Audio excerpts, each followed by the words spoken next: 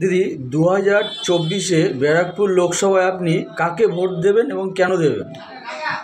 আমি পার্থভৌমিক মহাশয়কে ভোট দেবো ব্যারাকপুর লোকসভায়। 2019-এর যে আমরা তাণ্ডব দেখেছিলাম সেটা আমরা 2024-এর দেখতে চাই না। ব্যারাকপুর লোকসভায় ব্যারাকপুর যেন শান্ত থাকে। ভাটপাড়ায় যা হয়েছিল, যে 6 মাস বন্ধ ছিল, স্কুল কলেজ সব কিছু বন্ধ ছিল।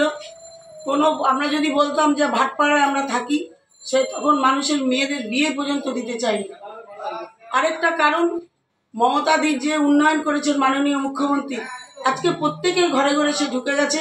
আমরা 34 বছর আমি মাদ্রালের 33 নম্বর ওয়ার্ডেও সিপিএমের আমলে কোনো রাস্তাঘাট ছিল না। আজকে